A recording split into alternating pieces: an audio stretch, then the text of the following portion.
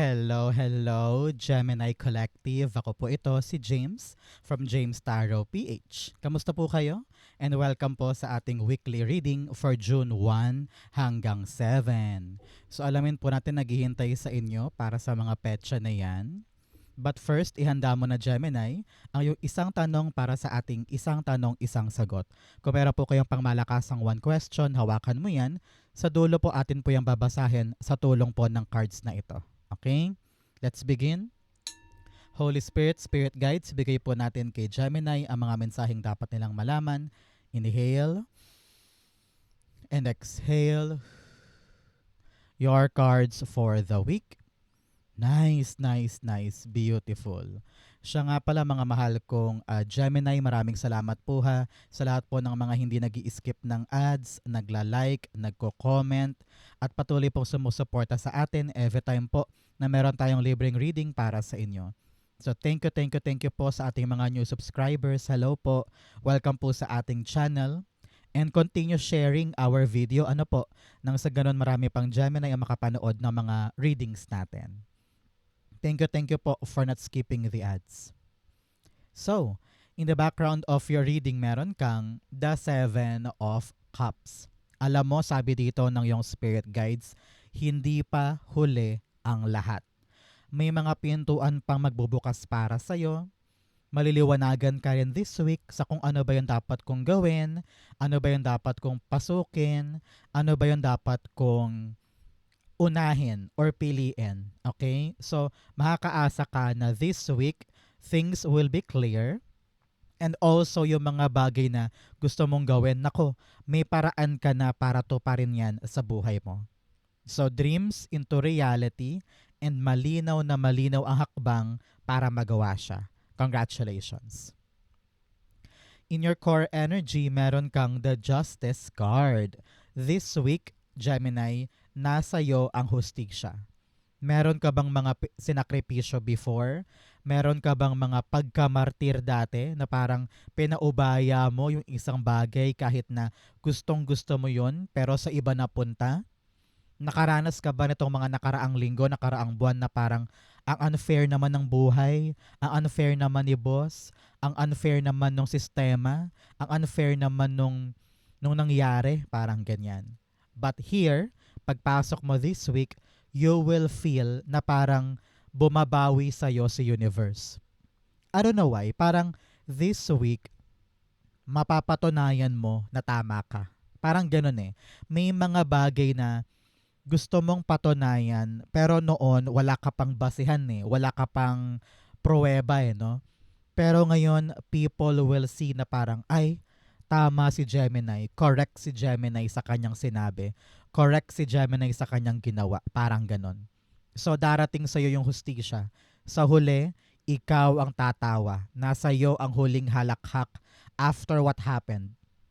So wag ka nang ma-confuse. Lilinaw din sa'yo this week yung mga karapat-dapat na para sa'yo at matutuwa ka rin sa hiwaga or milagro ng buhay. Okay?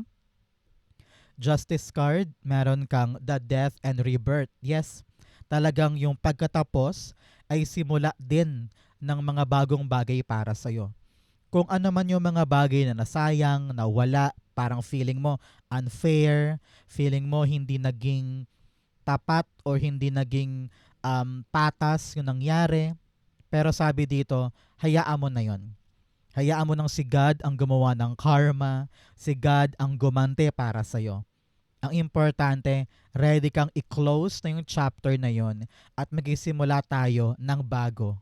And this time around, matalino ka na. Hindi mo na pagdadaanan pa yung pinagdaanan mo noon. So very, very very enlightening and very parang empowering din na parang sabi mo, kung ano man ang mangyari noon, kung ano man ang sinapit ko noon, alam ko babawi sa akin si God. Sa ganong klaseng mindset, parang nagkaroon ka ng enerhiya na parang, sige, i-end ko na yan, hayaan ko na yan, ready na ako sa bago. Parang ganyan. So this is your transformation. Sa huli, ikaw din ang tatawa. Ikaw din ang talaga namang nagtagumpay sa huli. Okay? So, mga mahal kong Gemini, ano ba yung mga bagay na gusto mong mangyari ngayon na parang sabi mo, panahon ko na, time ko na, deserve ko to, parang ganyan. Comment down below, i-manifest natin yan para dumating para sa'yo this week. Okay? In the area of what you need to focus on, meron po kayong the Five of Cups. Alam mo, sabi dito, huwag ka nang mag-focus sa mga nasayang in the past. Yung mga iniiyakan mong love life, yung mga pinapanghinayangan mo na mga pagkakataon pero nawaglit sa'yo, yung mga inaasahan mong sana bumalik pa, sana mabawi ko pa, sana mabago ko pa, pag wala na, wala na. You need to understand na tapos na yon, ending na yon. And we need to face something new. Doon daw tayo mag-focus sa mga bagong darating. At huwag nang sayangin ang oras sa mga bagay na wala na. Okay? Five of Cups, the Nine of Wands. Okay? Sabi dito ng yung spirit guides, alam niya na pagod na pagod na pagod ka na. Sabi nga ni Catherine sa kanyang pelikula, di ba? Alam ni God na maraming beses ka na nag-try pero natalo, napagod, nauwi sa wala, nabokya, di ba? Pero sabi dito, huwag mong sukuan ang buhay mo. Kung merong mga hindi napunta sa'yo, merong mga hindi mo talaga nakuha, sabi dito, may dahilan ang Diyos. Maaaring hindi iyon ang para sa'yo. Kaya parang ayaw niyang ibigay sa'yo, di ba? Pero sabi dito, tinetest ka lang ni universe eh. Gusto lang niyang malaman kung gaano ka ba katibay, gaano ka ba kaseryoso sa buhay mo, at kung gaano ka ba nananalig sa Diyos, di ba? So ngayong try mo ulit, sabi mo, isa pang beses susubok ako. Ito yung bagong bagay, no? So do not give up on yourself.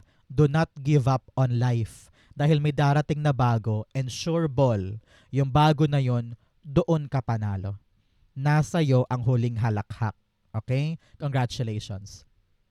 So, mga Gemini, ano po ang ginagawa nyo today while watching this video? Ikaw ba'y naglalaba, nagluluto, nagpe-prepare ng dinner o ng almusal? Comment down below. Gusto ko malaman kung paano nyo sinasabay ang ating readings sa pang-araw-araw ninyo. In the area of what you need, meron po kayong the Three of Wands. Sabi dito, Gemini, ang kailangan mo expansion. Parang masyado ka daw kasing nakatingin lang sa limitadong space. Kaya nahihirapan kang gumalaw, nahihirapan kang mag-decide, nahihirapan kang kumilos. Pero sabi dito, why not mag-expand tayo? Pumunta tayo or gumawa tayo ng mga bagay na hindi pa natin nasusubukan. Ito yung mga bagay na talagang papalaot tayo. Talaga namang it will bring us to a brand new stage, a brand new life, a brand new experience. I don't know why. Sabi dito, yung tagumpay mo this time ay mag-uugat sa mga expansion and taking risks mo. No? Sabi dito, panahon na para sumugal sa bagong bagay, mag-try. Narinig ko meron kang hinihintay eh. May hinihintay ka ba ngayon? Either tawag, text, email. At parang yung hinihintay na yan, yun ang sagot eh. Yun ang magpapalinaw ng confusion mo, no? Kasi parang meron ka ng mapanghahawakan, meron ka ng katibayan, meron ka ng magagamit para lalong isipin na, sige na nga, gagawin ko na to kasi dumating na, no? So asahan mo this time, Gemini, yung pagdating ng hinihintay. Nang sa ganon, maliwanagan ka na sa next big step mo. Okay? Three of Wands, the Eight of Pentacles. Yes, work on it. Sabi ng yung spirit guides, kaya mong panghawakan kung ano man tong gagawin mo na bago. Alam mo, narinig ko, wala nang atrasan to. Wala nang balikan. Wala nang sukuan to. Talaga namang kapag nakapag-decide na push, dire-diretso, larga, parang ganyan.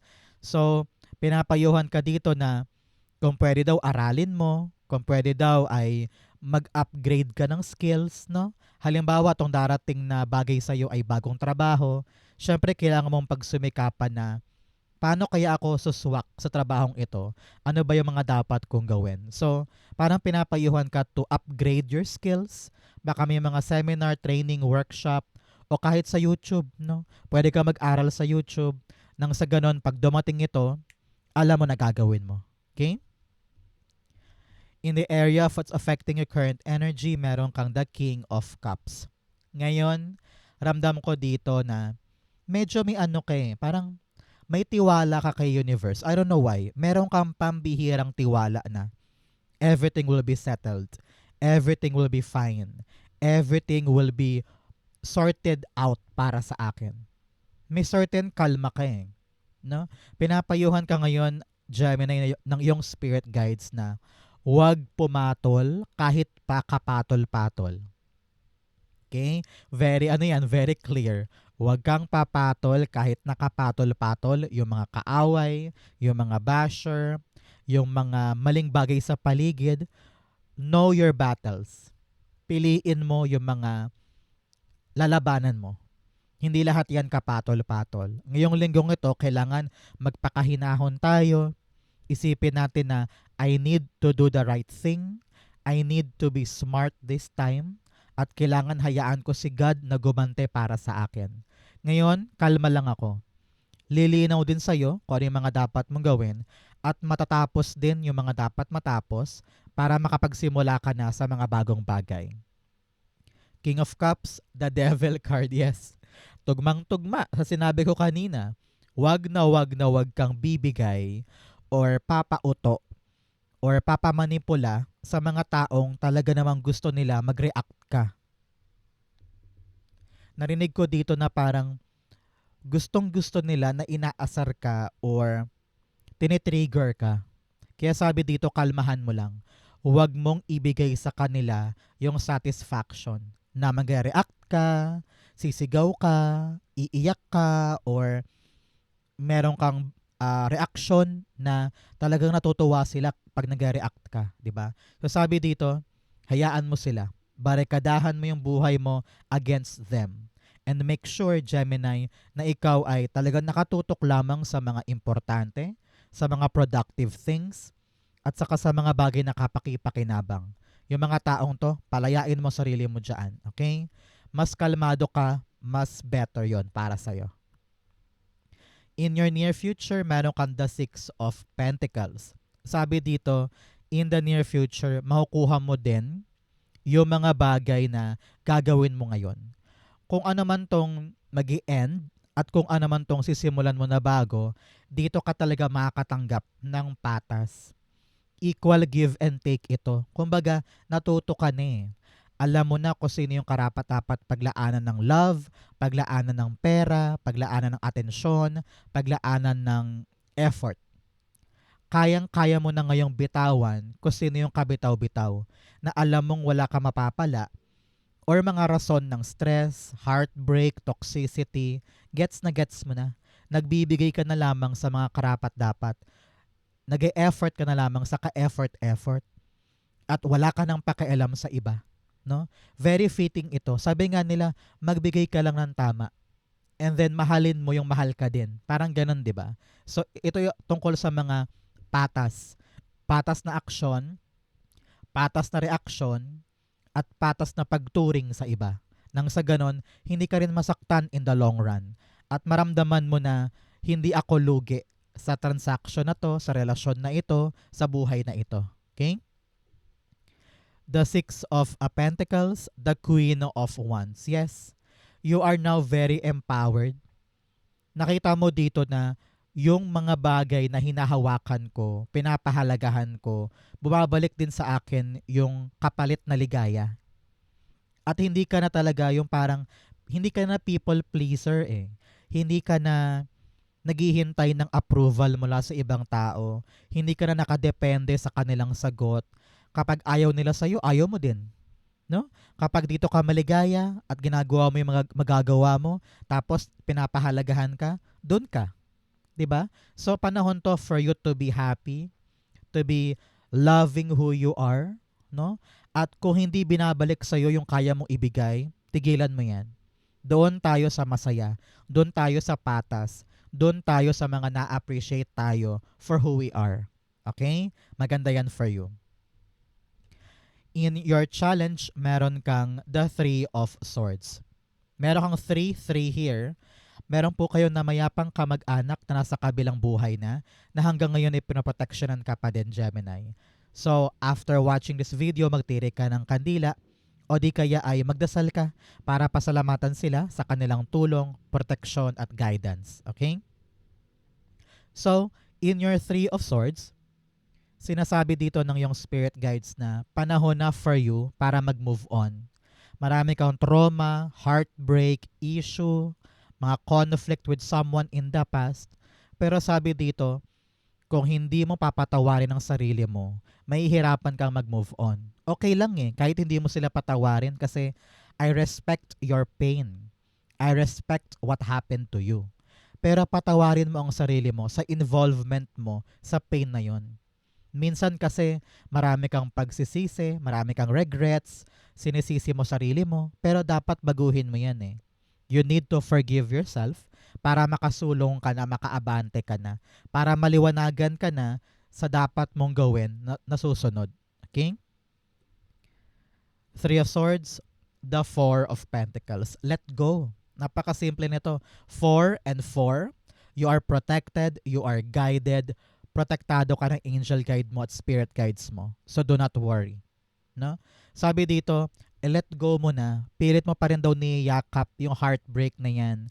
Kung ikaw man ay nahiwalay, kung ikaw man ay talagang natanggal sa trabaho, or nalugi, or talagang nabokya, your spirit guides are telling you, let go. Walang rason at walang magandang maidudulot ang patuloy mong pagyakap doon sa reason ng pain. Kung tao man to, let go mo na siya. Kung bagay man yan, pangarap man yan, learn to really let go. So that gumaan ang pakiramdam at makapasok na yung mga bagong bagay. Sa ngayon, you need to heal. Okay? In your fortune, meron kang wise leader. You are a beacon for others. Sabi dito, marami ang nagtitiwala sa'yo. People around you look up to you. They see you as a great provider. They see you as a madiskarteng tao na talaga namang responsable at kayang maging leader sa isang grupo, sa isang tahanan, sa isang workplace, no? So, wag mong maliitin ang sarili mo because someone in your life ay talaga namang mataas ang pagkilala sa'yo. Okay? In your fortune, meron kang the Four of Cups. Sabi dito, wag ka nang malugmok, wag ka nang malumbay. Kung ano man yung kasawi ang palad noon, may darating na bago. Okay? Kung nakaranas ka man ng pain, suffering, pagkalugmok, pagkadismaya, may kapalit yan ng mas maganda. So doon ka na lang mag-focus. Sabi dito, itong papasok na ito, ay huwag ka namang choosy. Huwag ka namang mag-avoid. Kailangan harapin mo siya kasi maganda to para sa'yo. Binibigay sa'yo ng buo. Kaya pag dumating yan, maliliwanagan ka na sa mga bago mong gagawin. Ang kailangan lang ready ka. Parang sabihin mo sa sarili mo na, sige, try lang natin. Subukan lang natin. Okay? The Four of Cups, the Hanged Man. Okay? Sabi dito, matagal kang natenga. Matagal ka parang walang nangyari or stuck ka, no? Parang stagnant. Pero sabi dito, sa pagdating ng bagong bagay, maliliwanagan ka ngayon. Parang gaganahan ka na parang, yes, may dumating din. Merong bagong rason na excitement mo. So yung mga pagkatigil na ito from the past, nakatulong ito para maghanda ka, nakapag-recharge, at para ma-appreciate mo yung mga dumarating na bago. Kasi kung wala naman na wala, hindi mo ma-appreciate yung dumadating, di ba? So it's all about you appreciating and being grateful sa mga dumarating at lumalakas ang loob mo doon. This time around nakita ko talaga dito, wala nang hinto. Dire-diretso na. Pagpasok itong bagong bagay, gaganahan ka ulit and you'll be very, very busy. Congratulations. In your divine messages, meron kang look at the bigger picture. Lawakan mo daw ang isip mo. Kapag may dumating na bago, isipin mo na lang na, ay baka yan na yun. Ay baka heto na yun. So, do not block. Huwag mong harangan yung mga potential sa buhay mo. Open your mind, open your heart. In your divine messages, meron kang the Seven of Wands. Sabi ko nga sa inyo kanina, well, you have 7-7 here. You're very, very lucky. Nasa iyo ang swerte ngayon, so gamitin mo ng tama. Here, sabi, like I've said kanina sa opening natin, kailangan mo ng barikadahan ng buhay mo against other people na talaga namang toxic, walang saysay, o mga rason ng stress mo. Kailangan mo nang tumayo, magsalita, at i-impose yung boundaries. Say no kapag ayaw mo, and say yes pag gusto mo. Okay? Time na for you to stand up for yourself and fight for what you want. The Seven of Wands, the High Priestess. Sabi dito, pagkatiwalaan mo ang iyong sarili. Alam mo sa kutob-kutob mo kung ano yung dapat mong gawin. Kaya huwag kalimutan ang napakinggan ang sarili pagdating sa mga aksyon, sa mga desisyon, sa mga ilalaban. Alam mo kung ano yung kalaban-laban sa hindi. Alam mo kung ano yung importante sa hindi. Listen to yourself. Okay? Outcome mo yan, bigyan mo na kita na fortune cards. You have wreath sorrow over a loss. Talagang malungkot ka dahil sa mga nawala noon, nasayang noon, pero ganun talaga eh. Isipin mo na lamang na hindi yun para sa akin at papalitan siya ni God ng bago. You also have pin, new job and career. Sa mga nag-manifest po dyan ng bagong trabaho, this is your sign. Meron kang new job and career soon. Congratulations. You also have flute, disappointment in a friend or a lover. Sabi nga dito, marami ka talagang kalungkutan o kasawi ang palad tungkol sa ibang tao. Ito na yung panahon para unahin ang sarili at paunlarin ang sarili. Okay? You have scales, keep your life in balance. Nako, dalawang cards ang nagsabi dito na balansehin natin ang ating buhay. Balancing emosyon, balancing aksyon. If you work hard, play hard, no? Kailangan you're doing things sa ikakabalanse mo at hindi pwedeng nakatutok ka lang sa isang bagay. Okay? Ang outcome ni Gemini for June 1 to 7, the Queen of Swords. This time around, you will make a choice. A big decision paabante. Nakita ko dito, seryoso ka na para sa mga bagay na gagawin mo moving forward. Pinuputol mo na yung mga ugnayan mo sa past na alam mong hindi na makakatulong sa'yo. Sabi mo, ayoko na maglaro-laro, ayoko na ng paligoy-ligoy, I will be very, very serious pagdating sa future ko. Yun na lang ang unahin ko. Ngayon, kung dumadanas ka ng confusion, Gemini, asahan mo, sa dulo ng linggong ito, lilinaw na yan. At malalaman mo na yung gagawin mo talaga. Queen of Swords, the Sun card, wow. Happy life. Nanumbalik na yung sigla mo, nanumbalik na yung pag-asa sa puso mo, malaya ka na. Nakita ko rito, pag lumalabas po ito kasi malaki siyang indikasyon ng good news, good result, and good life. So, here, pagkalagpas mo sa mga kasawiang palad, sa mga nakapanakit sa'yo, yung bagong darating na talagang papanindigan mo, it will make you so happy. Nandito ang tagumpay, nandito ang fulfillment, at talagang nakalagpas ka na sa mahirap na parte ng buhay mo. Congratulations. So Gemini, dumako na tayo sa yung isang tanong, isang sagot. Close your eyes and concentrate on this one question. Inhale and exhale. The answer you have, Magician, Page of Swords, and the Nine of Wands. At the bottom, meron kang the Nine of Swords. Masyado ka daw nag-overthink dyan sa question mo. Kahit na kayang-kaya mo naman siya, pero masyado mong nilalaliman o ino-overcomplicate yung sitwasyon. Sabi dito, huy, may solusyon. Huy, may paraan para makuha yan. Kailangan mo lang talagang magtanong-tanong, mag-research, kalkalin siyang mabuti para makita mo yung ibang anggulo nang sa ganon masolusyonan mo na siya. Huwag ka daw mag-give up. May chance ka pa, may paraan ka pa para yan ay magtagumpay para sa'yo. Believe in yourself. Pag lumalabas si Magician card, ibig sabihin, kayang-kaya mo, everything is possible. You have the skills, you have the ability para maipanalo yan. Huwag kang papatalo sa mga takot, kaba, alinlangan, duda, or overthinking mo. Now is the right time to take action. Magagawa mo. Okay?